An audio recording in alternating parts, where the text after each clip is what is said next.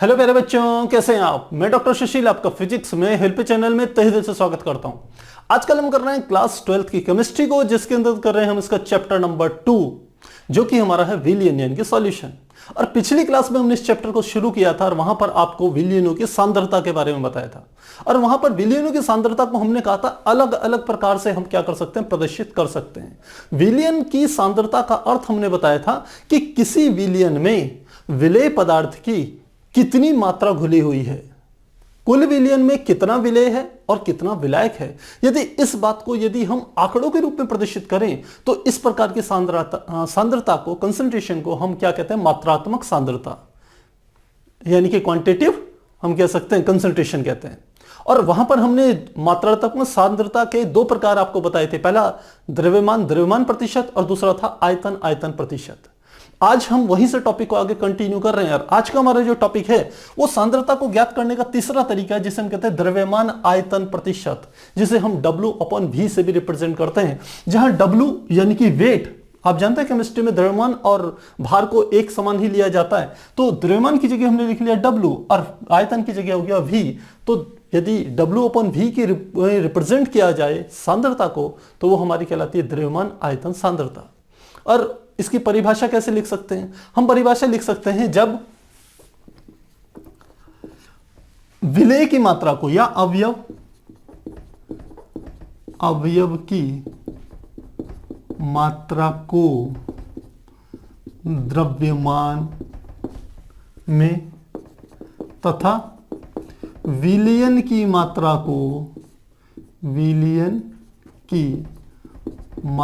को आयतन के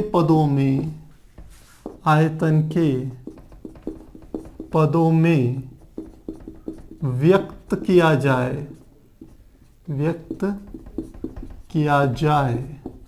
तो इस प्रकार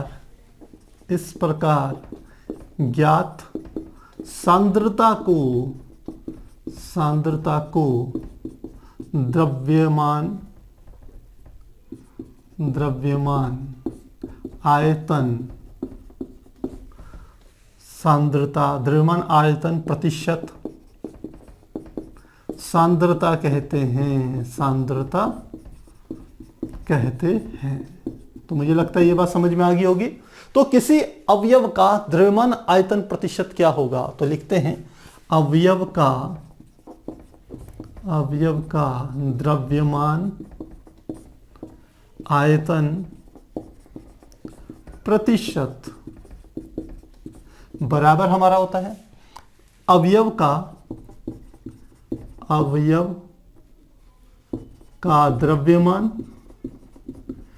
किस में हो सकता है अवयव का? द्रव्यमान की बात कर रहे हैं तो ये ग्राम में होगा, और साथ में हमारा आ जाता है विलयन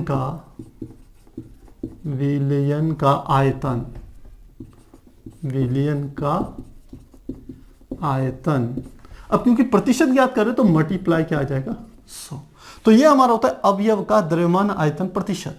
अब इसे हम W/V क्यों कहते हैं? क्योंकि अवयव के द्रव्यमान को हम क्या कह देते हैं, वेट, और विलयन के आयतन को हम किससे प्रदर्शित करते हैं, V से रिप्रेजेंट करते हैं। इसलिए इसको हम कहते हैं W/V प्रतिशत। इस प्रकार से हम इसे क्या करते हैं, व्यक्त करते हैं। अब बात आती है आखिर इसका इस्तेमाल कहां होता है। इसका मेन यूज होता है मेडिसिन्स बनाने के लिए, औषधियों के निर्माण में इसका प्रयोग किया जाता है।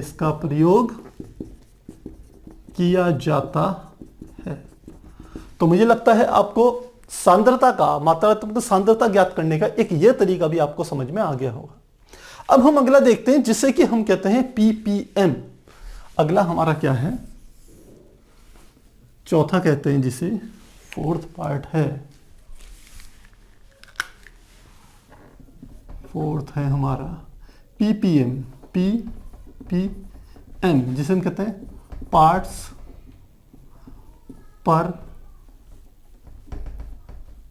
पर मिलियन, पार्ट्स पर मिलियन। इसके द्वारा भी हम क्या कर सकते हैं, किसी विलयन की सांद्रता को ज्ञात कर सकते हैं। अब सबसे पहले समझिए कि आखिर पार्ट्स पर मिलियन क्या है और इसका कहां उपयोग होता है। इस सांद्रता का यह तरीका तब उपयोग में लाया जाता है यदि विलेय पदार्थ की मात्रा, क्योंकि हम जानते हैं विलयन कैसे बनता है, एक विलायक ले लीजिए और उसमें कुछ विलेय मिला दीजिए, तो विलायक में जब विलेय घुल जाता है तो उससे जो हमारा निर्माण होता है उसे हम कह देते हैं विलयन। यदि विलायक की मात्रा हो काफी ज्यादा और विलेय की मात्रा हो बहुत कम मतलब बहुत ही कम हो, तो तब विलेय की मात्रा को ज्ञात करने के लिए हम जो तरीका इस्तेमाल में लाते हैं उसे हम कहते हैं पीपीएम, यानी कि पार्ट्स पर मिलियन। अब यह तो हम समझ गए कि जब विलेय की मात्रा बहुत कम होगी तो उस विलेन की सांद्रता को नापने के लिए हम पीपीएम का इस्तेमाल करेंगे, और इसकी फुल फॉर्म भी होती है पार्ट्स पर मिलियन। अब इसकी यदि परिभाषा दे तो हम क्या कहेंगे, हम कहेंगे कि विलायक के या विलेय के 10⁶ यदि भाग लिए जाएं और उसमें यदि विलेय का भाग 1 हो तो उसी को हम कहेंगे पीपीएम। तो क्या कह रहे हैं, जब किसी विलयन में विलेय की मात्रा अत्यंत सूक्ष्म हो तो विलयन की सांद्रता को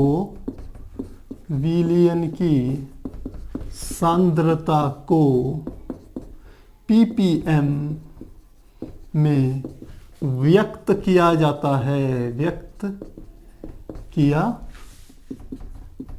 है, अर्थात 10⁶ भाग विलयन में विलेय के कितने भाग हैं इसे ही पीपीएम द्वारा व्यक्त किया जाता है। तो इस प्रकार से करेंगे। सूत्र क्या लिखेंगे, हम लिखेंगे विलेय के पीपीएम यानी कि पार्ट्स पर मिलियन बराबर विलेय के भागों की संख्या बटे विलयन के भागों की संख्या। और कितना है, 1 मिलियन में, यानी 1 मिलियन यानी कि 10⁶ होता है, 1 मिलियन यानी कि 10 लाख, तो 10 गुणा क्या आ जाएगा, 10⁶। तो ये आ जाएगा विलेय के पीपीएम। इस प्रकार से ज्ञात करते हैं। अब आपके दिमाग में हो सकता है ये बात आ रही हो कि सर इसका इस्तेमाल कहां होता है, तो इसका इस्तेमाल भी वर्तमान समय में बहुत जगह हो रहा है। देखिए, जब हम पॉल्यूशन की बात करते हैं कि हमारे जो वातावरण है वो बड़ा शुद्ध होना चाहिए, और जब हम कहते हैं उसमें जो पॉल्यूटेंट है, ऐसे अवयव जो क्या कर रहे हैं, वातावरण को अशुद्ध कर रहे हैं, जब उनकी हम मात्रा ज्ञात करते हैं तो उसको भी हम पीपीएम में व्यक्त करते हैं।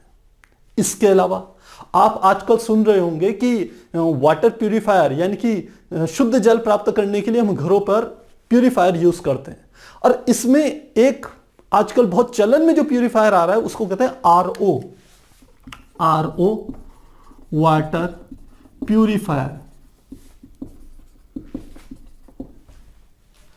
RO water purifier. अब बात आती है कि आखिर ये आरओ शब्द का क्या अर्थ है। वाटर प्यूरिफायर मतलब जो पानी को शुद्ध कर दे, साफ करे।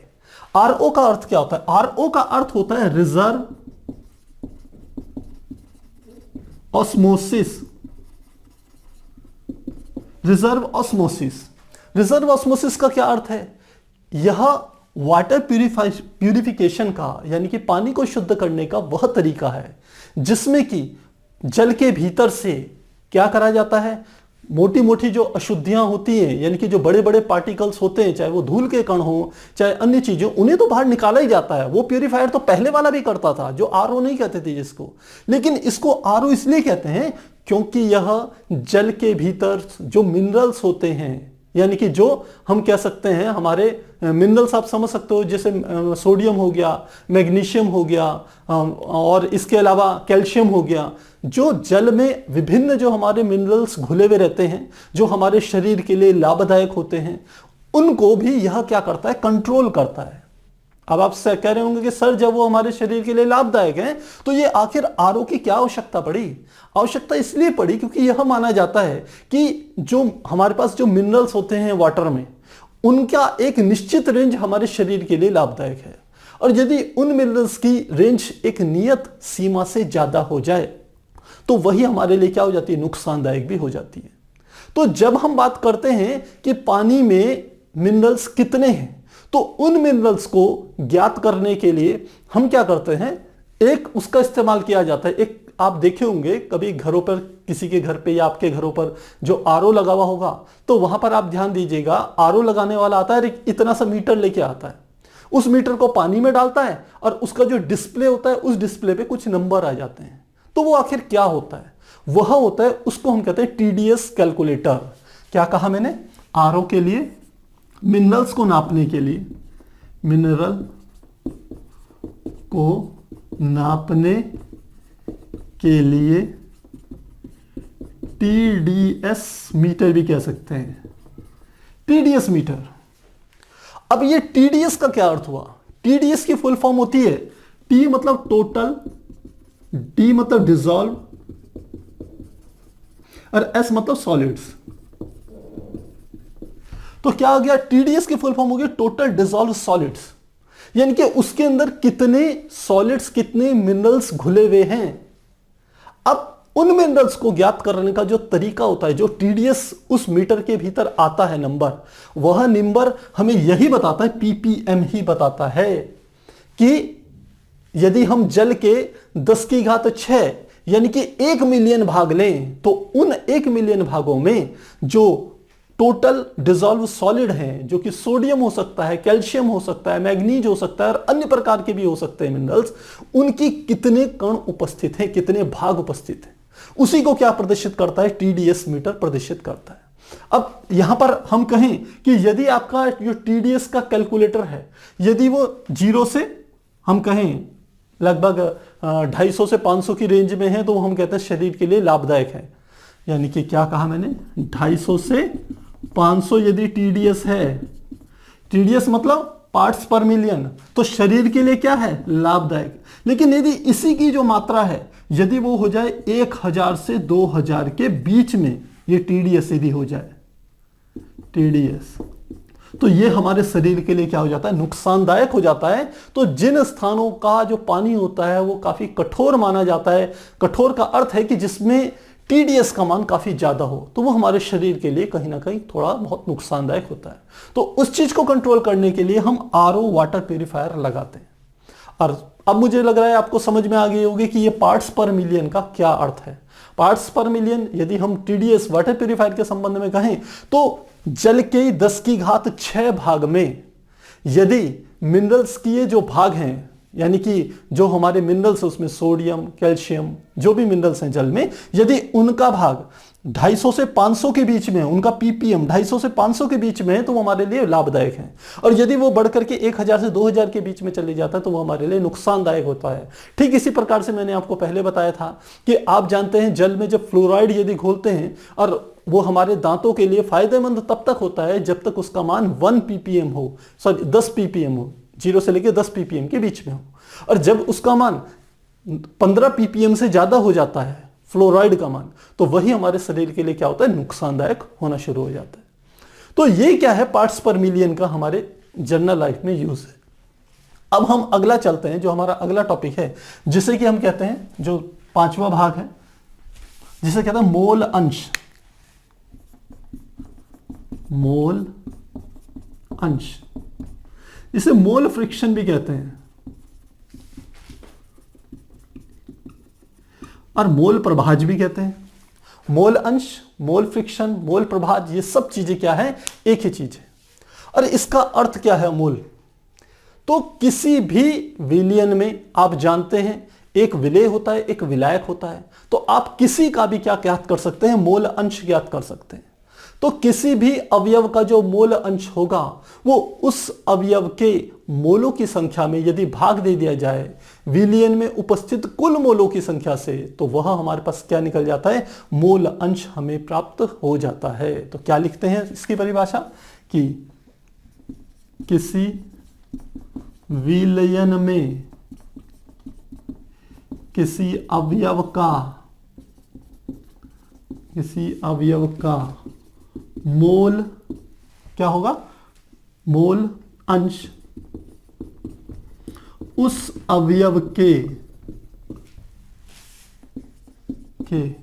मोलों की संख्या, उस अवयव के मोलों की संख्या तथा विलयन के भीतर उपस्थित कुल मोलों की संख्या के अनुपात के बराबर होता है, तो मुझे लग रहा है ये बात समझ में आ गई होगी कि किसी विलयन में किसी अवयव का मोल अंश उस अवयव के मोलों की संख्या, कि उस अवयव के कितने मोल हैं उनकी संख्या, तथा विलयन के भीतर उपस्थित कुल मोलों की संख्या। अब ये कुल मोलों की संख्या किन दो चीजों की मोलों की संख्या होगी, विलेय के मोलों की संख्या प्लस विलायक के मोलों की संख्या, इसके अनुपात के बराबर होता है। तो सूत्र यदि लिखना चाहें तो देखिए मैं इसका सूत्र यहां पर लिख रहा हूं, थोड़ा आप ध्यान दीजिएगा।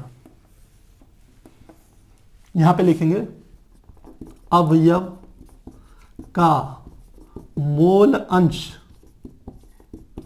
बराबर हो जाएगा हमारा किसके बराबर, अवयव के मोल बटे विलेय के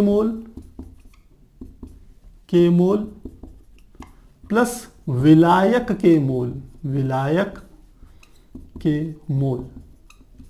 अब आपको यह बात भी ध्यान रखनी है कि यहां हम जिन विलयनों का अध्ययन कर रहे हैं उसमें केवल हम कहते हैं कि केवल द्विअंगी होते हैं, यानी कि उसमें केवल दो ही पदार्थों का मिक्सचर होता है। एक को हम कह देते हैं विलेय और दूसरे को कह देते हैं विलायक। तो यदि आपको विलेय का मोल अंश चाहिए तो यहां लिखेंगे विलेय का मोल अंश बराबर विलेय के मोलों की संख्या बटे विलेय के मोल प्लस विलायक के मोलों की संख्या। इस प्रकार से हम इस सूत्र को लिख सकते हैं। तो प्यारे बच्चों, मुझे लगता है मोल अंश काफी आसान है। यह क्या है, अभी तक हमने स्टार्टिंग में सबसे पहला जो लिया था वह हमारा था सांद्रता को द्रव्यमान के पदों में व्यक्त करना, दूसरा हमारा था आयतन के पदों में व्यक्त करना, तीसरा हमारा था द्रव्यमान आयतन के पदों में व्यक्त करना, और चौथा हमने कहा पीपीएम के रूप में प्रदर्शित करना विलयन की सांद्रता को, और पांचवा हमने कहा मोल अंश के रूप में प्रदर्शित करना। इसका अर्थ है कि जब हम कैलकुलेशन किस बेस में करें, मोलों के रूप में करें, तो वह हमारा क्या हो जाएगा, मोल अंश कहलाएगा। तो किसी भी अवयव का, चाहे आप विलायक का निकालना चाहो तो विलायक का मोल अंश बराबर क्या हो जाएगा, विलायक के मोलों की संख्या बटे विलेय के मोलों की संख्या प्लस विलायक के मोलों की संख्या। आप चाहें तो संख्या और लिख लीजिए, मोलों की संख्या और यहां मोलों की संख्या, इतना चाहें तो आप और लिख सकते हैं, तो आपका ये फॉर्मूला पूरा हो जाएगा। तो आप एक बार इसे नोट कीजिए, फिर हम मोल अंश पे जो आपकी बुक में कुछ एक एग्जांपल और एक दो जो क्वेश्चन दिए हुए हैं, फिर हम उनको करते हैं और वहां से हम समझेंगे कि मोल अंश का क्या अर्थ होता है।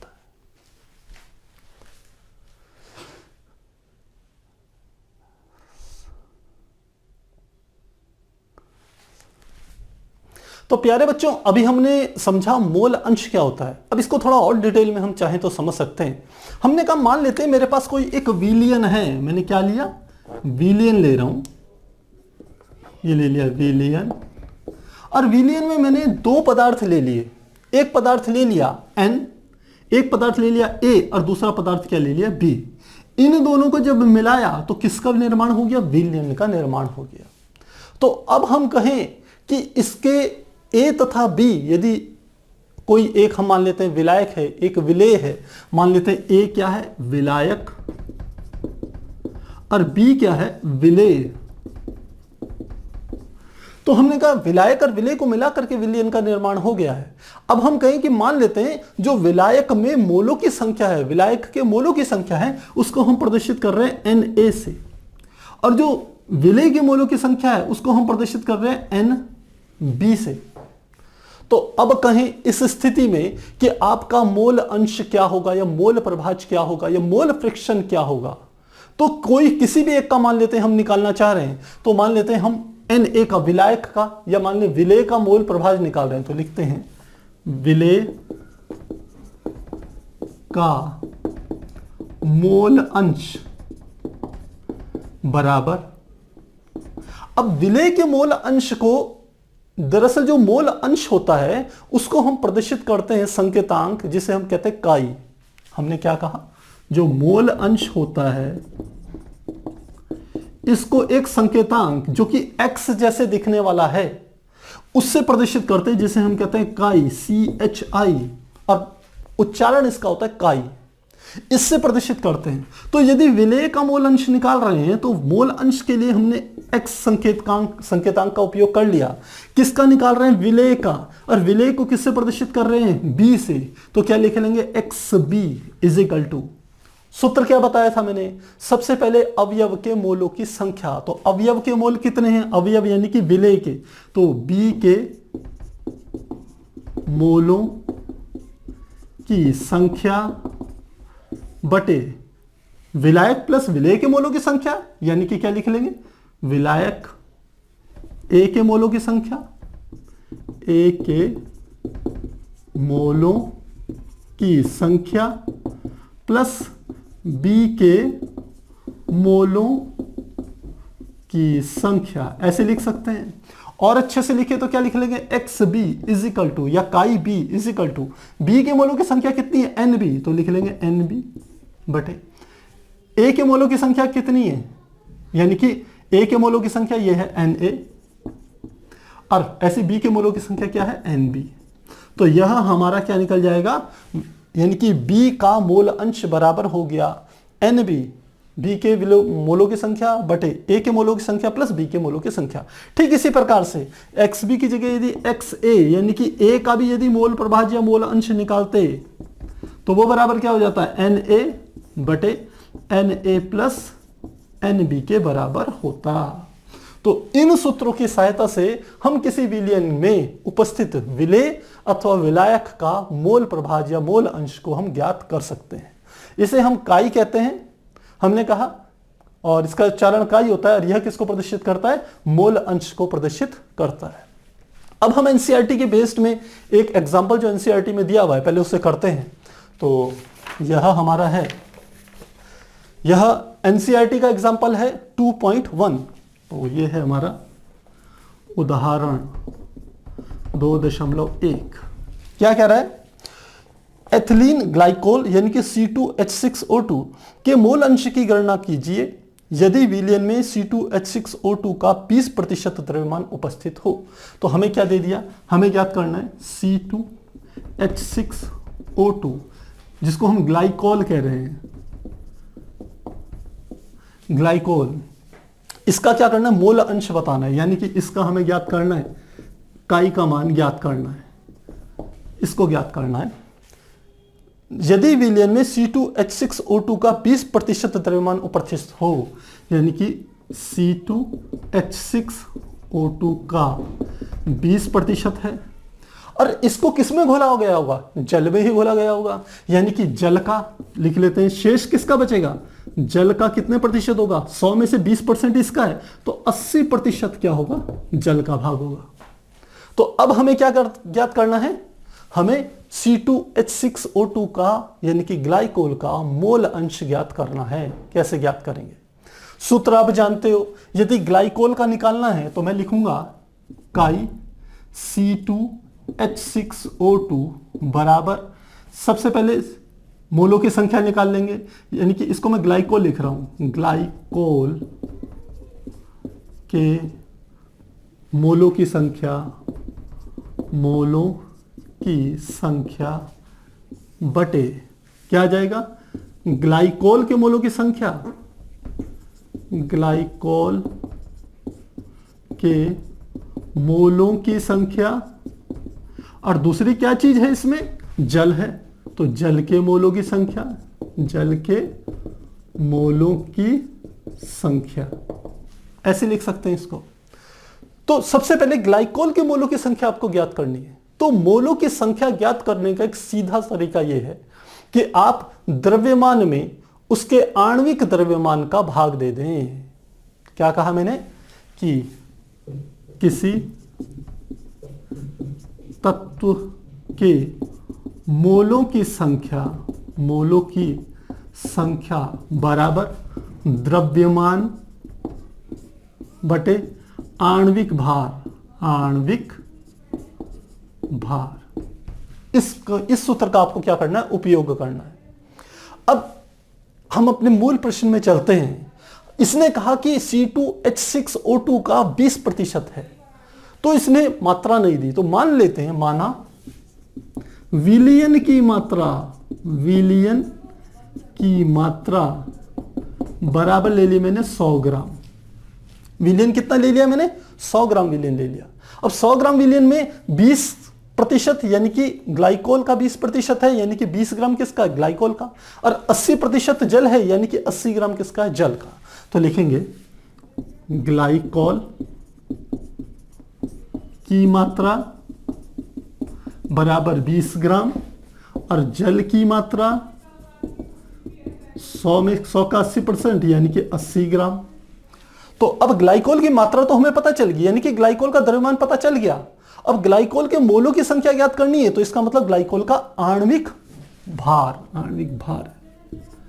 तो आणविक भार निकालना पड़ेगा। तो सबसे पहले लिखते हैं ग्लाइकोल यानी कि C2H6O2 का आणविक भार।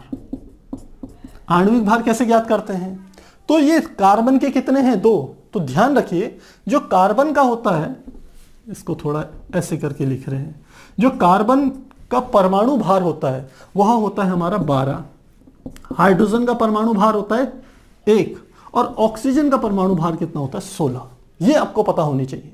तो अब देखिए आणविक भार कैसे निकालेंगे। C2 कार्बन के 2 हैं, तो क्या लिख लेंगे, 2 गुणा कार्बन का कितना होता है 12, तो कार्बन के 2 हैं, तो यानी कि 2 गुणा 12 प्लस हाइड्रोजन के कितने हैं 6, तो क्या आ गया 6, और हाइड्रोजन का भार कितना है 1, तो 6 गुणा क्या आ जाएगा 1 प्लस ऑक्सीजन के कितने हैं 2, तो यहां पे क्या लिख लेंगे 2 गुणा, और एक ऑक्सीजन का परमाणु भार कितना है 16, तो यहां क्या लिख लिया मैंने 16।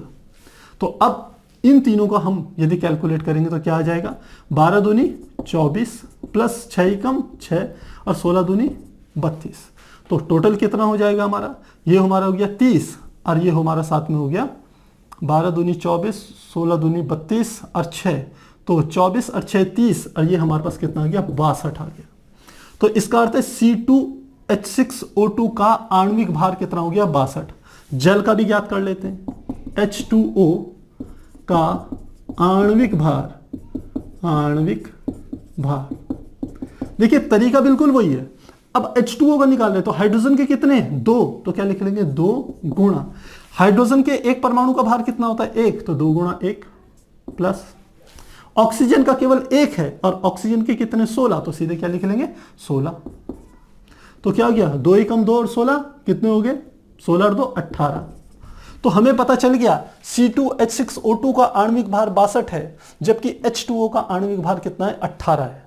तो अब हम यहां से क्या निकाल सकते हैं, मोलों की संख्या ज्ञात कर सकते हैं, क्योंकि हमें दोनों के मोलों की संख्या चाहिए। क्यों चाहिए, क्योंकि हमें C2H6O2 का मोल अंश ज्ञात करना है, तो हमें ग्लाइकोल के मोलों की संख्या भी पता होनी चाहिए, और ग्लाइकोल के मोलों की संख्या के साथ साथ जल के मोलों की संख्या भी ज्ञात करनी चाहिए।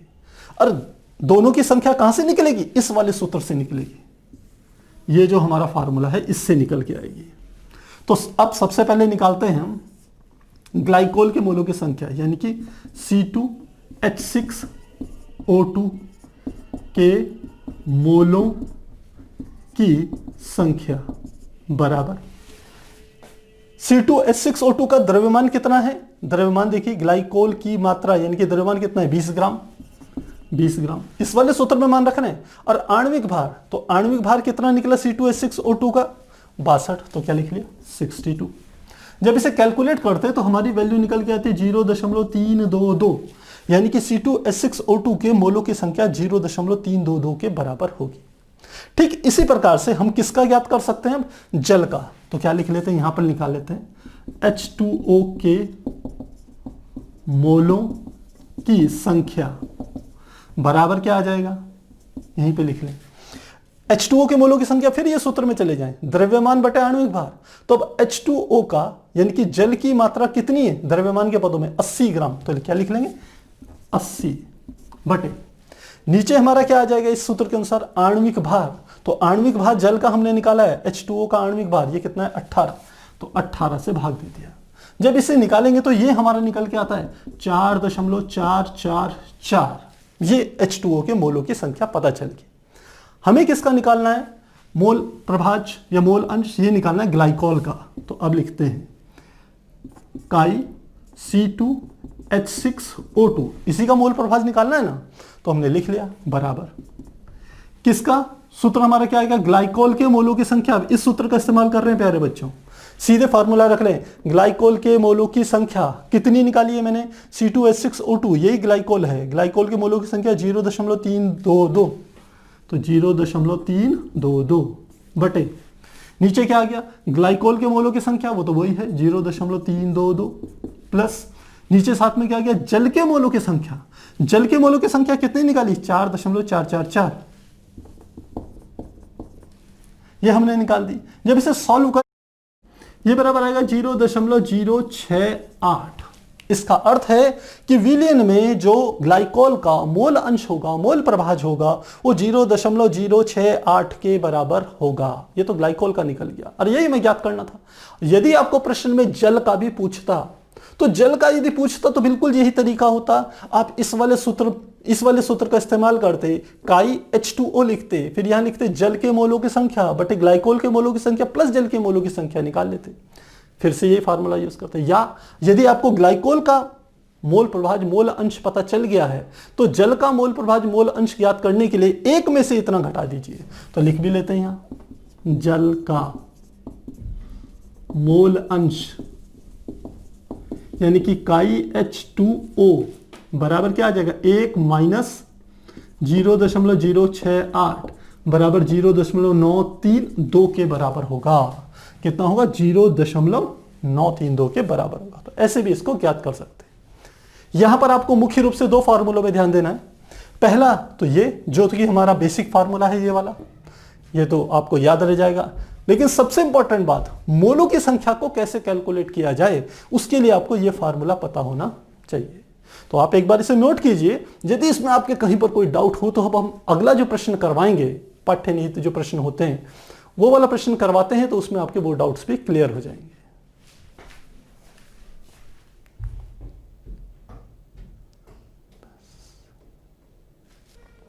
तो प्यारे बच्चों, अभी हमने मोल अंश पर आधारित एनसीईआरटी की बुक में जो एक एग्जांपल दिया हुआ था, हमने उसको आपके सामने रखा। अब हम एनसीईआरटी की ही बुक में जो चैप्टर्स के बीच में जो एक्सरसाइज दी हुई होती है, उसमें से मोल अंश का जो एक प्रश्न दिया हुआ है उसको करेंगे, जिसको कि हम कह रहे हैं पाठ्य निहित प्रश्न जो है वो है 2.2। तो क्या प्रश्न है इसको देखते हैं। इसके अनुसार एक विलयन में बेंजीन का 30 द्रव्यमान प्रतिशत है। तो बेंजीन का कितना दे दिया, बेंजीन 30 द्रव्यमान प्रतिशत है, 30% द्रव्यमान है। और साथ में क्या करें, कार्बन टेट्राक्लोराइड में घुला हुआ है, यानी कि शेष चीज क्या है, बेंजीन है प्लस क्या है, कार्बन टेट्राक्लोराइड यानी कि CCl4। तो यदि इसका 30% है तो कार्बन टेट्राक्लोराइड कितना होगा, 70% होगा। सामान्य सी बात है, घुला हुआ है। तो बेंजीन के मोल अंश की गणना कीजिए। तो हमें क्या ज्ञात करना है प्यारे बच्चों, बेंजीन का मोल अंश ज्ञात करना है, यानी कि हमें काई क्या ज्ञात करना है, C6H6, यही बेंजीन होता है। और मोल अंश को हम काई या X से रिप्रेजेंट करते हैं, तो ये हमें ज्ञात करना है। फार्मूला आप जानते हो, फार्मूला होता है यदि काई C6H6 ज्ञात करना है तो सबसे पहले करेंगे C6H6 यानी कि बेंजीन में मोलों की संख्या, मान लेते हैं उसे N से रिप्रेजेंट कर रहा हूं, तो C6H6 बटे किसके मोलों की संख्या, पहले बेंजीन के मोलों की संख्या C6H6 प्लस कार्बन टेट्राक्लोराइड के मोलों की संख्या यानी कि CCl4। तो ये हमारा क्या हो गया, सूत्र हो गया। अब कैसे किसको ज्ञात करेंगे ये देखते हैं। इन दोनों के मान हमारे को अलग से निकालने पड़ेंगे। तो प्रश्न को करने के लिए हमने मान लिया कि मान लेते हैं मेरे पास जो विलियन है वो टोटल 100 ग्राम है, तो हमने लिखा माना विलियन की मात्रा बराबर कितना है 100 ग्राम। 100 ग्राम विलियन ले लिया। तो यदि 100 ग्राम विलियन है तो इसका मतलब बेंजीन कितना होगा, बेंजीन कितना होगा 30 ग्राम। और दूसरा क्या होगा CCl4 कार्बन टेट्राक्लोराइड कितना होगा, 100 में से 30 घटाएंगे यानी कि क्या होगा 70 ग्राम। क्यों होगा बेंजीन 30 ग्राम, क्योंकि उसने कहा है बेंजीन की मात्रा कितनी है 30% है। तो यदि 100 का 30% निकालेंगे तो 30 ग्राम ही आएगा। तो बेंजीन की मात्रा 30 ग्राम, तो शेष क्या होगा उसमें होगा कार्बन टेट्राक्लोराइड, यानी कि 100 में से 30 घटाया तो 70 ग्राम क्या होगा कार्बन टेट्राक्लोराइड होगा। अब हमें क्या निकालना है, हमें बेंजीन में और CCl4 इन दोनों के मोलों की संख्या ज्ञात करनी है। तो मोलों की संख्या का सीधा सूत्र हमारे पास होता है, क्योंकि मोलों की संख्या बराबर होता है द्रव्यमान बटे आणविक भार। या आणविक भार या आणविक द्रव्यमान लिख सकते हैं। तो अब सबसे पहले किसका निकाल रहे हैं, पहले ये देखते हैं। सबसे पहले मान लेता हूं मैं बेंजीन का निकालना चाह रहा हूं, तो मुझे क्या निकालना पड़ेगा, बेंजीन का आणविक भार निकालना पड़ेगा। तो लिखता हूं C6H6 का आणविक भार बराबर, अभी मैंने आपको बताया था कि यदि कार्बन है, आपको ध्यान देना, यदि कार्बन है तो कार्बन का जो परमाणु भार होता है वो कितना होता है 12। एक कार्बन परमाणु का परमाणु भार 12। उसी प्रकार हाइड्रोजन का भी जो परमाणु भार होता है वो कितना होता है, वो होता है 1। तो इस बात को ध्यान में रखते हुए इसका आणविक भार निकालना है। आणविक भार कैसे निकालते हैं अभी मैंने बताया, फिर से समझ लीजिए। देखिए कार्बन के कितने, ये तो C मतलब तत्वों का संकेतांक हो गया, और नीचे जो अंक लिखा है 6, इसका अर्थ है कि इतने परमाणु उपस्थित हैं। यानी कि बेंजीन में जिसका सूत्र C6H6 है, इसमें कार्बन के 6 परमाणु हैं और हाइड्रोजन के भी 6 परमाणु हैं। तो कार्बन के 6 परमाणु का परमाणु भार कितना होगा, इसका परमाणु भार हो जाएगा 6 गुणा कार्बन के एक परमाणु का भार जो कि कितना होता है 12, तो 6 तो ये आ गया और साथ में क्या आ गया 12, प्लस हाइड्रोजन के कितने 6, तो हाइड्रोजन के परमाणुओं की संख्या लिख ली 6 गुणा हाइड्रोजन के एक परमाणु का भार जो कि किसके बराबर है 1 के बराबर, तो यहां लिख लिया 1। तो कितना आ जाएगा 12 छिंग ये हो गया 72 प्लस 6 एकम ये हो गया 6, तो 72 और 6 कितना हो गया, ये हो गया 78। इसका अर्थ है C2H6 का आणविक भार कितना हो गया 78 हो गया। इसी प्रकार हमें क्या निकालना पड़ेगा, CCl4 का भी निकालना पड़ेगा, क्योंकि हमारे को सूत्र में दोनों के मोलों की संख्या ज्ञात करनी है। तो दोनों के लिए यह सूत्र लगेगा। अब लिखते हैं CCl4 का आणविक भार बराबर क्या आ जाएगा, सबसे पहले C यानी कि कार्बन है, कार्बन का नीचे कुछ नहीं लिखा है, इसका मतलब एक परमाणु है। तो कार्बन के एक परमाणु का भार कितना होता है 12, तो क्या लिख लेंगे 12 प्लस ये है Cl4, Cl मतलब क्लोरीन, और क्लोरीन के कितने परमाणु हैं 4, तो लिखेंगे 4 गुणा क्लोरीन के एक परमाणु का जो भार होता है आपको ध्यान हो ये होता है 35.5, तो 4 गुणा ये आ गया 35.5, तो कितना हो जाएगा ये हो जाएगा 12 प्लस 35 दूनी 35 की 4 में गुणा करनी है, तो 35 दूनी 70, 70 दूनी 140, 140 में 2 और जोड़ दे तो 142 आ जाएगा। कितना गया 142, मुझे लग रहा है बिल्कुल सही है। 4 पंजे 20, 4 पंजे 20 और 2 22, 4 तियां 12 और 13 14, बिल्कुल हो गया। अब इनको जोड़ दें तो कितना हो जाएगा 2 और 2 4 और ये आ जाएगा 156, 156 निकल गया CCl4 का आणविक भार। अब हमें इनके क्या निकालनी है मोलों की संख्या। तो अब मोलों की संख्या निकालने के लिए हमें क्या करना है, इस सूत्र का उपयोग करना है। तो लिखेंगे सबसे पहले C6H6 के मोलों की संख्या बराबर यदि C6H6 के मोलों की संख्या निकालने तो C6H6 का द्रव्यमान, किसका द्रव्यमान C6H6 का द्रव्यमान, और इसका द्रव्यमान कितना है, यानी कि ये बेंजीन ही तो है, ये क्या है यही तो है C6H6 यानी कि बेंजीन। बेंजीन का द्रव्यमान कितना है 30 ग्राम, तो द्रव्यमान की जगह क्या लिख लेंगे 30 बटे आणविक भार, तो बेंजीन का आणविक भार कितना निकला 78, 78 डिवाइड देंगे करके जो हमारा मान आएगा वो 0.385 क्या आ जाएंगे, इतने मोल आ जाएंगे। तो बेंजीन के मोलों की संख्या हो गई इतनी। अब फिर से हमें क्या निकालना है, CCl4 का भी मोलों की संख्या ज्ञात करनी है, क्योंकि फॉर्मूले में इसके भी मोल हमें चाहिए होंगे।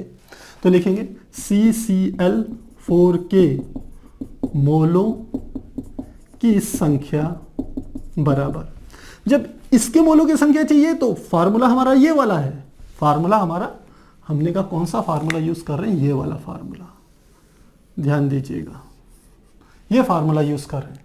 तो जिसके मोलों की संख्या ले रहे हैं उसी का द्रव्यमान ले रहे हैं। तो CCl4 के मोलों की संख्या लेना है तो CCl4 का ही द्रव्यमान लेना है। तो द्रव्यमान CCl4 का कितना है, 70 ग्राम, तो लिख लिया 70 बटे आणविक भार किसका, CCl4 का आणविक भार कितना है 154, तो इसको भाग देंगे तो हमारा कितना आएगा 0.455 मोल।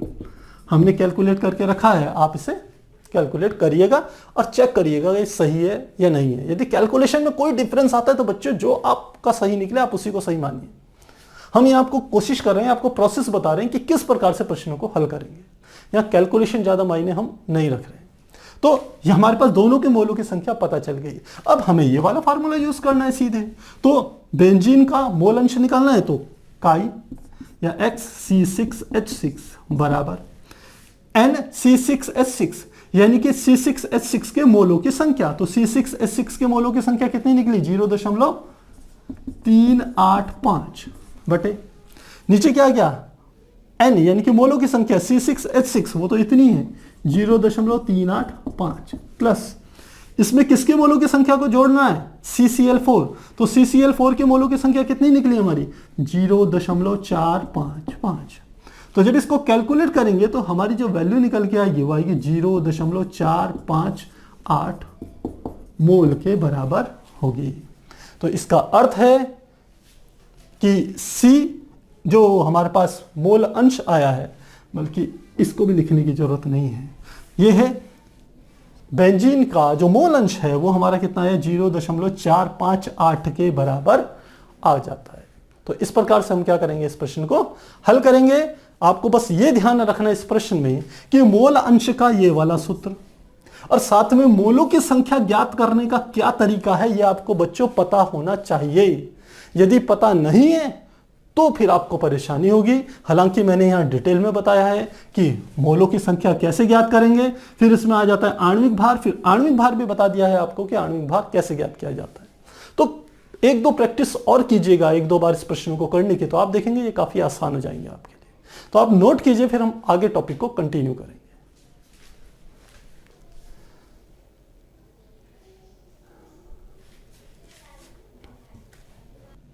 प्यारे बच्चों, अभी हमने मोल अंश को समझा। अब हम अगला समझते हैं सांद्रता को प्रदर्शित करने का जो अगला एक तरीका है, जिसको कि हम क्या कहते हैं, जिसे हम कहते हैं मोलरता यानी कि मोलैरिटी। यह भी किसी विलयन की सांद्रता को ही प्रदर्शित करने का एक तरीका है। आपको बार बार याद दिला रहा हूं, जितने भी हमारे ये चल रहे हैं, चाहे वो द्रव्यमान प्रतिशत हो, आयतन प्रतिशत हो, द्रव्यमान आयतन प्रतिशत हो, हम पीपीएम की बात करें, हम मोल अंश की बात करें, यह सब के सब क्या है, किसी विलयन की सांद्रता को प्रदर्शित करने के तरीके हैं। और इसी में हमने कहा एक और है जिसे हम कहते हैं मोलरता यानी कि मोलैरिटी।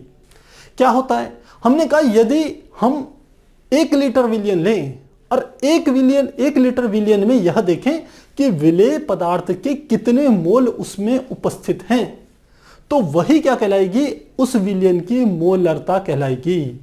मेरी बात समझ रहे होंगे आप कि हमने विलयन कितना लेना है 1 लीटर, और फिर उसमें क्या देखना है कि विलेय पदार्थ के कितने मोल इस 1 लीटर विलयन में उपस्थित हैं। जितने विलेय पदार्थ के मोल होंगे इस 1 लीटर विलयन में, वही हमारी क्या कहलाएगी, इस विलयन की मोलरता कहलाएगी। अब इसको परिभाषा से व्यक्त करते हैं, तो हम लिखते हैं 1 लीटर विलयन में उपस्थित विलेय के मोलों की संख्या को ही उस विलयन की मोलरता कहते हैं, मोलरता कहते हैं। तो मुझे लगता है ये बात समझ में आ गई होगी। अब यदि इसे हम सूत्र के रूप में प्रदर्शित करें तो कैसे लिखेंगे? सूत्र के रूप में हम लिखते हैं मोलरता, मोलरता, ध्यान रखिएगा इसे हम कैपिटल M से प्रदर्शित करते हैं। वह बराबर होगा विलेय के मोलों की संख्या, मोलों की संख्या बटे 1 लीटर विलयन। यानी कि विलेय के मोलों की संख्या में यदि हम कुल विलयन के आयतन का जो लीटर में है उसका भाग दे दें तो हमारे पास क्या निकल जाएगी? मोलरता ज्ञात हो जाएगी। और आप देख सकते हैं इसका जो मात्रक होगा वो क्या होगा? मोल प्रति क्या है नीचे? लीटर, ये होगा। और इसी को कुछ स्थानों पर ऐसे भी लिखा जाता है मोल बटे डेसीमीटर, डेसीमीटर का क्यूब। क्यों लिखा जाता है डेसीमीटर का क्यूब? क्योंकि आपको पता होना चाहिए 1 मीटर में बराबर होते हैं 10 डेसीमीटर। 1 मीटर में 10 डेसीमीटर होते हैं और 1 मीटर में 10 डेसीमीटर हैं। तो यदि हम जब कहते हैं कि 1 लीटर, तो 1 लीटर बराबर सीधे हमारे 1 डेसीमीटर क्यूब के बराबर होता है।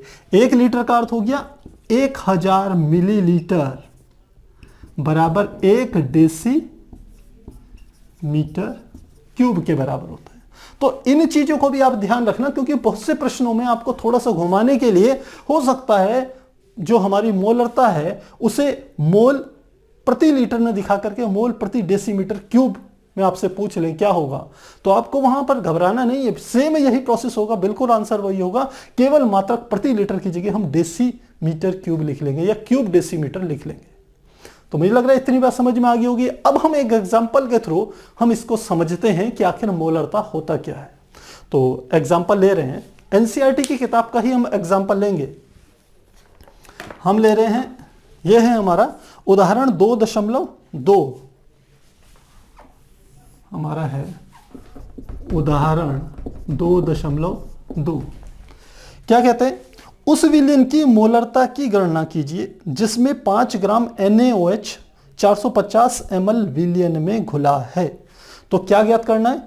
उस विलयन की मोलरता ज्ञात करनी है, यानी कि M की वैल्यू को ज्ञात करना है। 5 ग्राम NaOH क्या है? 5 ग्राम NaOH कितने विलयन में घुला है? यानी कि विलयन की मात्रा, विलयन की मात्रा यानी कि विलयन का आयतन हमें एक प्रकार से दे दिया 450 ml, 450 ml। तो इस प्रश्न की मोलरता ज्ञात करनी है। प्यारे बच्चों, ध्यान देने वाली बात क्या है कि इसमें केवल 5 ग्राम NaOH है, यानी कि शेष हमारा क्या होगा? एक प्रकार से जल होगा। तो इसका अर्थ है कि इसमें विलेय पदार्थ जो है वो NaOH है और जो विलायक है वो क्या होगा? जल होगा। तो हमें विलेय पदार्थ के मोलों की संख्या ज्ञात कर लें और टोटल विलयन के आयतन को यदि मिलीलीटर की जगह लीटर में प्रदर्शित कर दें और इस वाले फार्मूले में वैल्यूज रख लें तो हमारा क्या निकल जाएगी? मोलरता ज्ञात हो जाएगी। यही तरीका है। तो हमें 2 काम करने हैं। पहले तो इस विलयन की मात्रा को लीटर में प्रदर्शित करना है। तो आप जानते हैं चूंकि यहां पर हम लिख रहे हैं 1 लीटर, चूंकि 1 लीटर बराबर होता है 1000 मिलीलीटर के बराबर होता है। तो इस विलयन की मात्रा को जब लीटर में प्रदर्शित करेंगे तो 450 में 1000 का यदि भाग कर दें तो ये किस में प्रदर्शित हो गया? हमारा लीटर में आ जाएगा। तो हमने जो हमारा प्रति लीटर हम बोलते थे कि 1 लीटर विलयन में उपस्थित विलेय के मोलों की संख्या को मोलरता कहते हैं, तो हमने इस विलयन को लीटर में परिवर्तित कर दिया। पहला काम हो गया। अब हमारा विलेय कौन सा है? NaOH। इसकी मात्रा कितनी है? 5 ग्राम। इसके मोलों की संख्या ज्ञात करनी है। तो मोलों की संख्या का सूत्र आप जानते हैं, चूंकि मोलों की संख्या बराबर होता है द्रव्यमान बटे क्या आ जाएगा? आणविक भार, आणविक भार। ये ध्यान रखिए, ये हमारा क्या है, एक फार्मूला है। ये फार्मूला हर जगह काम आ रहा है जहां जहां आपको मोलों की संख्या ज्ञात करनी है, तो इसे जरूर याद कीजिएगा। अब किसका हमें मोलों की संख्या ज्ञात करनी है, NaOH की, क्योंकि ये विलेय है। तो इसके मोलों की संख्या कैसे ज्ञात करेंगे, इसके लिए पहले हमें इसका आणविक भार ज्ञात करना पड़ेगा। तो लिखेंगे NaOH का आणविक भार कैसे ज्ञात करेंगे। देखिए इसमें क्या चीज है, केवल 3 परमाणु उपस्थित हैं इस एक अणु में। NaOH के एक अणु में 3 परमाणु हैं। कौन कौन से, एक सोडियम का, एक ऑक्सीजन का और एक हाइड्रोजन का। तो यदि आपको तीनों के परमाणु भार याद हो तो आप आसानी से इसका आणविक भार ज्ञात कर सकते हैं। हम जानते हैं क्योंकि सोडियम का जो परमाणु भार होता है वो होता है 23, ऑक्सीजन का जो परमाणु भार होता है वो होता है 16 और हाइड्रोजन का जो परमाणु भार होता है वो होता है 1। तो इन तीनों बातों का आपको पता होना चाहिए, आप यहां पर आणविक भार ज्ञात कर सकते हैं। कैसे, सोडियम का केवल एक परमाणु है तो सीधे उसका परमाणु भार कितना हो गया 23, तो लिखेंगे 23 प्लस ऑक्सीजन का एक परमाणु है तो उसका परमाणु भार कितना हो गया 16 प्लस हाइड्रोजन का भी एक परमाणु है तो उसका परमाणु भार कितना हो गया 1। ये आ गया, तीनों को जोड़ दें तो कितना हो जाएगा 23 और 1 24, 24 और 6 30 और 10 40। तो NaOH का आणविक भार कितना हो गया 40। अब हम क्या कर सकते हैं, NaOH की मोलों की संख्या ज्ञात कर सकते हैं क्योंकि द्रव्यमान कितना है 5 ग्राम और आणविक भार कितना हो निकाल दिया हमने 40। तो लिखेंगे अब NaOH के मोलों की संख्या बराबर द्रव्यमान की जगह कितना लिखना है 5 ग्राम, तो लिख लिया 5 और आणविक भार हमने कितना लिखना है, ये लिख दिया 40। 5 में 40 का भाग देंगे तो हमारा लगभग जो मान निकल के आएगा वो आएगा 0.125। तो NaOH के मोलों की संख्या कितनी होगी 0.125। हमें मोलों की संख्या पता चल गई NaOH के, और NaOH क्या है, विलेय है। तो अब सीधे हमें मोलरता ज्ञात करने के लिए ये फार्मूला यूज करना पड़ेगा। मोलरता बराबर विलेय के मोलों की संख्या बटे विलयन का आयतन लीटर में, ऐसे लिख सकते हैं। तो क्या लिखेंगे, मोलरता बराबर विलेय के मोलों की संख्या, तो लिखेंगे NaOH के मोलों की संख्या बटे विलयन का आयतन किसमें, लीटर में। आप चाहें तो इसको भी हम यहां पर थोड़ा चेंज कर देते हैं जिससे आप कहीं पर कंफ्यूज ना हो। यहां पे लिख लेते हैं विलयन का आयतन लीटर में, विलयन का आयतन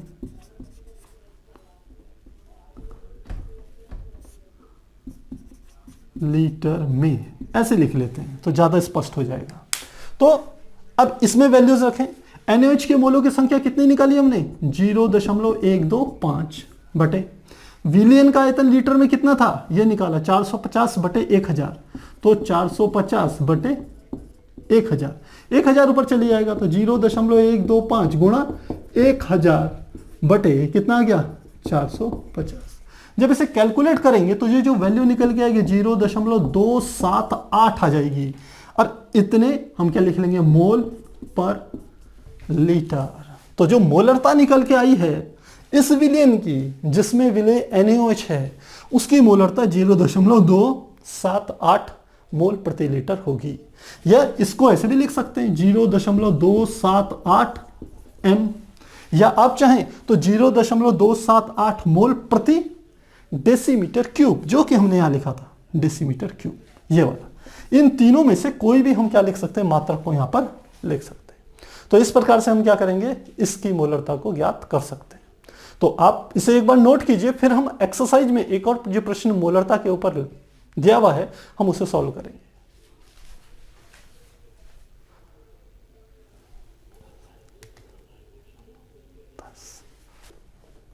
तो प्यारे बच्चों, अभी हमने मोलरता के ऊपर जो एग्जांपल दिया हुआ था एनसीईआरटी पे, अभी हमने उसको समझा।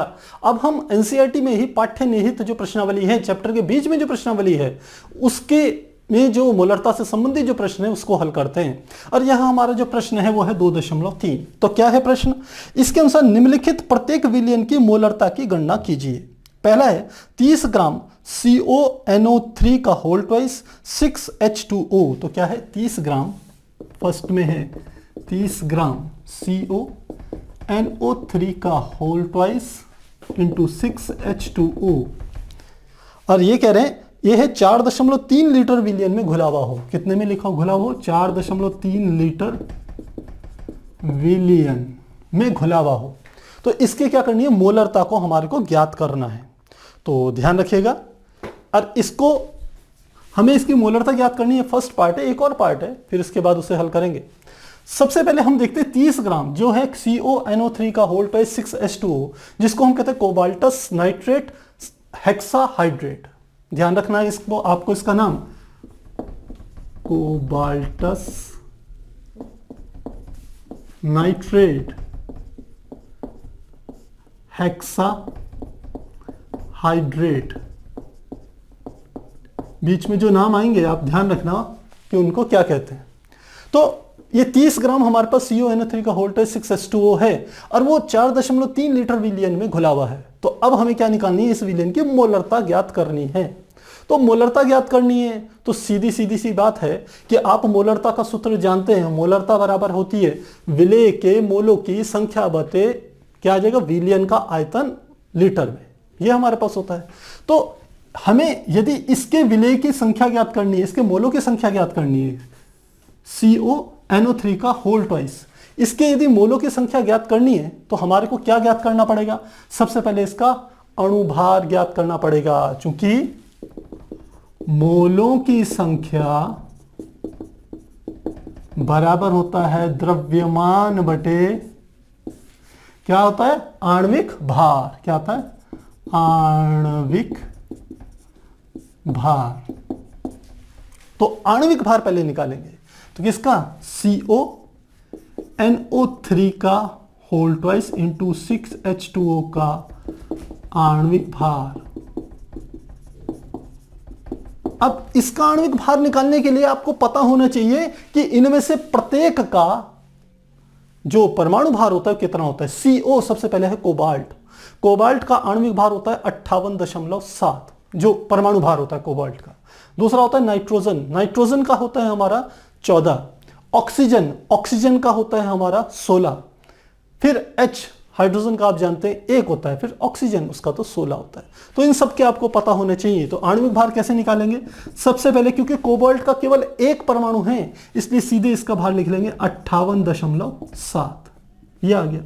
फिर इसका करेंगे तो +2 लिख लिया, क्योंकि यहां 2 है तो 2 लिख लिया। अब NO3 का आणविक भार क्या होगा? सबसे पहले है नाइट्रोजन। नाइट्रोजन के कितने होते हैं? 14 प्लस। अब O3 है तो O3 का ऑक्सीजन के 3 है तो ये लिख देंगे 3 गुणा, और ऑक्सीजन का परमाणु भार कितना होता है? 16। तो ये हमारा NO3 भी हो गया। अब प्लस इसमें क्या कर देंगे, 6H2O तो 6, और H2O हाइड्रोजन के 2 तो 2 गुणा हाइड्रोजन के एक परमाणु का भार होता है 1, और साथ में हमारा क्या हो गया, ऑक्सीजन, यानी कि इसके क्या हो गए 16। तो इन सबको जब आप कैलकुलेट करेंगे तो हमारा जो मान निकल के आएगा वो आ जाएगा 290.7। तो CONO3 का होल ट्वाइस 6H2O का जो आणविक भार निकला है वो निकला है 290.7 के बराबर आया है। आप कैलकुलेट करके देखिएगा। हमने टाइम कोई कमी के लिए कि टाइम ज्यादा ना लगे इसलिए इसको पहले से कैलकुलेट करके रखा हुआ। तो अब ये मान यदि यहां पर रखें तो क्या आ जाएगी, मोलों की संख्या, क्योंकि द्रव्यमान का मान कितना है 30 ग्राम और आणविक भार हमने निकाल दिया इतना। तो कैलकुलेट करते हैं तो क्या आ जाएगा, मोलों की संख्या CONO3 का होल ट्वाइस इंटू 6H2O में मोलों की संख्या बराबर किसके हो जाएगी, द्रव्यमान कितना दिया है 30 ग्राम, 30 बटे, और नीचे क्या है आणविक भार हमने कितना निकाला 290.7। तो कितना हमारा निकल के आ जाएगा, जब 30 में 290.7 का भाग देंगे तो हमारा जो मान निकल के आता है वो आता है 0.103। यही लिख लेते हैं 0.103। तो इसके मोलों की संख्या कितनी होगी 0.103। आप भाग देके देखिएगा लगभग इतना आएगा। तो अब हमारे को क्या निकालना है, हमें तो मोलरता ज्ञात करनी है। तो अब मेन फार्मूला होता है चूंकि मोलरता बराबर विलेय के मोलों की संख्या, विलेय के मोलों की संख्या बटे विलयन का आयतन, विलयन का आयतन किसमें, लीटर में। तो वैल्यूज रखते हैं। विलेय के मोलों की संख्या अभी हमने निकाली है। विलेय कौन सा है, ये है CONO3 का होल्ट है 6H2O, ये है 0.103, 0.103 बटे विलियन का आयतन लीटर में। तो विलियन का आयतन कितना है, 4.3 है। तो लिख देंगे यहां पर कितना आ गया, 4.3। तो ये हमारे पास कितना आ गया, 4.3 आ गया। जब इसको डिवाइड करेंगे तो जो मोलरता निकल के आएगी वहां हमारी निकलेगी 0.024, क्या हो जाएगी, मोल पर लीटर। तो जो हमने बताया था कोबाल्टस नाइट्रेट हेक्साहाइड्रेट यानी कि CONO3 का होल टॉय 6H2O, इसकी जो मोलरता निकल के आई वो 0.024 मोल प्रति लीटर होगी। तो इस प्रकार से इस प्रश्न को हल करेंगे। अब इसका सेकंड पार्ट देखते हैं। सेकंड पार्ट क्या कह रहा है, जो ख खंड है यह है 30 मिलीलीटर 0.5 मोलरता वाले H2SO4 यानी कि सल्फ्यूरिक अम्ल को 500 ml तल्लू करने के लिए। तो प्रत्येक शब्द पे आपको ध्यान देना है। क्वांटिटी कितनी दे दी, 30 ml, 30 ml, फिर क्या दे दिया, 0.5 मोलरता वाला H2SO4 यानी कि 0.5 मोलरता वाला H2SO4 की कितनी मात्रा है, 30 मिलीलीटर मात्रा है। इसको तनु करना है, इसको बनाना है कितने में, 500 ml में। इसको कितने में बनाना है, 500 ml में बनाना है। तो अब हमें क्या करनी है, इसकी मोलरता भी ज्ञात करनी है। तो देखिए ये प्रश्न थोड़ा सा हम कह सकते हैं ट्रिकी, आप इसे कह सकते हो, क्योंकि पहले तो उसने बता दिया कि H2SO4 की मोलरता 0.5 है। तो पहले इतने स्टेटमेंट पे ध्यान दीजिए। 0.5 मोलरता का अर्थ क्या है, मोलरता की परिभाषा कहती है कि किसी विलयन के 1 लीटर में उपस्थित विलेय के मोलों की संख्या ही उसकी मोलरता कहलाती है। इसका अर्थ है कि H2SO4 की मोलरता 0.5 है, तो इसका अर्थ यह हुआ कि 1000 ml, या इसको थोड़ा सा उल्टा करके लिखते हैं तो आपको समझ में आएगा, 1 लीटर, और 1 लीटर किसके बराबर होगा, 1000 ml विलियन में H2SO4 के मोलों की संख्या बराबर कितनी दे दी, 0.5। मेरी इस बात को समझ में आपको आ रहा होगा, क्योंकि मोलरता बराबर होती है विलेय के मोलों की संख्या। अब ये मोलरता कितनी दे दी थी मैं, 0.5। विलेयन का आयतन कितना होना चाहिए, 1 लीटर। तो विलेय के मोलों की संख्या इसमें गुणा कर देते हैं, वही वाली बात है। तो हमने कहा 1 लीटर 1000 ml विलियन में H2SO4 के मोलों की संख्या कितनी है, 0.5। तो हम कहें कि 1 ml विलियन में H2SO4 के मोलों की संख्या 0.5 बटे 1000 आ जाएगी। तो अब कितने है हमारे पास इसका विलियन, 30 ml है, तो लिख लेंगे 30 ml में विलियन में विलेय के मोलों की संख्या क्या आ जाएगी, 0.5 बटे 1000 गुणा क्या आ जाएगा, 30। जब इसे कैलकुलेट करेंगे तो हमारे वैल्यूज कितनी आएगी, 0.015, ये क्या आ जाएंगे, मोल। इसका अर्थ यह हुआ कि H2SO4 के मोलों की संख्या 0.015 मोल है। 30 ml में H2SO4 के मोलों की संख्या इतनी है। अब इतने ही मोलों को उठाया और हमने किस में डाल दिया, 500 ml जो हमारा विलियन है उसमें डाल दिया, या इसी को हमको 30 ml को क्या करना है, 500 ml में कन्वर्ट करना है, तनु करना है, यानी कि विलायक की मात्रा बढ़ा दी। तो मोलों की संख्या चेंज नहीं होने वाली बच्चों, विलियन की मोलरता बदल जाएगी, लेकिन जो हमारा H2SO4 है उसके मोलों की संख्या नहीं बदलेगी। तो आप लिखते हैं, तो लिखेंगे अतः H2SO4 के 500 ml की मोलरता, तो फिर से फार्मूला, मोलरता बराबर, फार्मूला तो वही है, विलेय के मोलों की संख्या। तो विलेय के मोल क्या है, H2SO4 के मोलों की संख्या बटे क्या आ जाएगा, आयतन, और आयतन किसमें है, लीटर में। और हमें क्या दे रखा 500 ml, तो लिख लेंगे 500 और इसमें भाग दे देंगे किसका 1000 का, तो ये किस में बदल गया, ये ml लीटर में परिवर्तित हो गया है। तो इसको सॉल्व करें तो क्या आ जाएगा, यहां पे लिख लेते हैं H2SO4 के मोलों की संख्या निकाली है 0.015 बटे नीचे क्या आ गया 500, 1000 कहां चले गया ऊपर, तो 500 से काट दिया, कितनी बार कट गया 2 बार, 2 की इसमें गुणा कर दीजिए तो 0. ये कितना आ जाएगा 0.30, 0.030 यानी कि 0.03 और यही हमारी क्या होगी मोलरता होगी, या आप लिख सकते हैं 0.03 मोल पर लीटर। तो इस प्रकार से इसे कैलकुलेट करेंगे। इस क्वेश्चन की थीम क्या है समझिए, हमारे पास 0.5 मोलरता H2SO4 वाला कोई विलियन है जिसकी मात्रा 30 मिलीलीटर है। विलियन की कुल मात्रा कितनी है 30 मिलीलीटर और मोलरता कितनी है उसकी 0.5 जिसमें कि विलेय के रूप में H2SO4 भरा हुआ है। अब इस विलियन को हमने क्या करना है 500 ml में परिवर्तित करना है। जब 500 ml में परिवर्तित करना है तो हम इसमें H2SO4 नया नहीं डाल रहे हैं, तो क्या डालेंगे विलायक और एक्स्ट्रा मिला देंगे। यदि जल होगा तो खूब सारा जल डाल देंगे। अब जल मिला देंगे तो वो क्या हो जाएगा डाइल्यूट हो जाएगा, क्योंकि हमने सांद्रता बताई थी एक कंसंट्रेटेड होती है एक डाइल्यूटेड होती है, यानी कि एक कंसंट्रेटेड मतलब सांद्र जिसमें विलेय की मात्रा ज्यादा होती है, एक होती है तनु जिसमें विलेय की मात्रा कम होती है। तो ये सांद्र स्थिति में था, इसको तनु बना रहे हैं यानी कि विलायक मिला दिया खूब सारा इसमें, तब ये 500 ml हो गया टोटल। तो अब इसकी मोलरता हमने ज्ञात करनी है। तो जो मोलरता पहले 0.5 थी H2SO4 की 30 ml में, वही 500 ml में कितनी हो रही है 0.03 हो गई। तो इस प्रकार से हम प्रश्नों को समझना है और तब उसे हल करना है। तो प्यारे बच्चों, आज हमने मोलरता को समझा, मोल अंश को समझा, हमने ppm को समझा। मुझे लगता है ये चीजें काफी इंपॉर्टेंट है, आप इसको अच्छे से तैयार कीजिएगा। जहां ये आपके बोर्ड एग्जाम के लिए जितनी अधिक इंपॉर्टेंट है ये कॉन्सेप्ट है, ये प्रश्न, ये आंगिक प्रश्न, उतनी अधिक ये कॉम्पिटिटिव एग्जाम्स के लिए भी इंपॉर्टेंट है। तो आपके यदि कहीं पर कोई डाउट होता है तो निसंकोच कमेंट बॉक्स में लिखिए, जिसका मैं आपको बहुत जल्दी समय रहते हुए तुरंत आपको जवाब दे पाऊं। तो फिर मिलते हैं अगली क्लास में, तब तक के लिए गुड बाय।